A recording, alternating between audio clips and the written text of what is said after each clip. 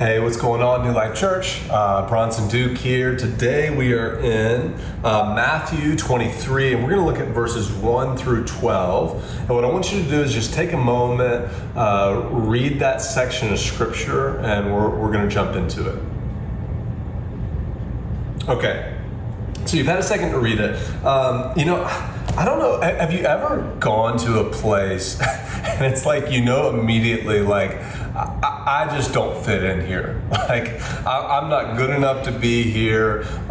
Maybe it's like a clothing store. I remember this specific place that I used to go, and you walk in and it's like they look you can feel them looking at your clothes to decide, are you cool enough to be there or wealthy enough to be there or whatever. It's like everything in the place makes you feel like that. And then specifically the workers, and it's like they are not there to make you feel good. They're there to decide, are you good enough to be here? And I think something that can happen within our churches is there can become this culture of being cool enough or whatever, wearing the right clothes.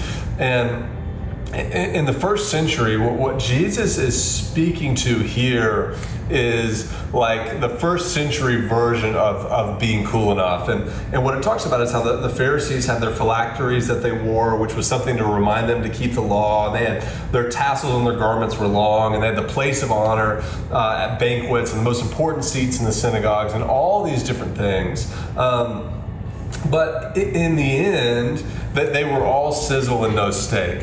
They had all the outward trappings. And when I read sections like this, it's challenging. I think all of us, it's easy to look at this and think man, I would never do that.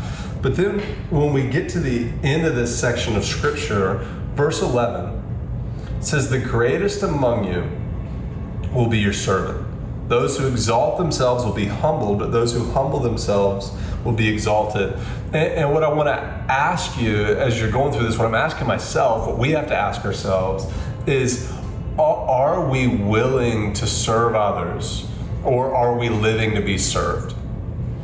Are we willing to serve others, or are we living to be served? And I feel like the longer you go in your faith, and especially as you progress within the church or whatever that looks like, you progress within, business. Gosh, you go into the business world. The further you go, the less you want to do the things that you did early on. And something that we just have to take some time. I want to encourage you, and we're going to go into a time of prayer, is just to search your heart and ask yourself, man, am I a servant? Am I somebody who's actively seeking to serve my spouse or my family or those in the church, those in the community who have needs, or am I just looking to be served myself? And so I just want to encourage you to take a few moments to reflect on this, pray as you enter your day. We love you guys. Praying for you.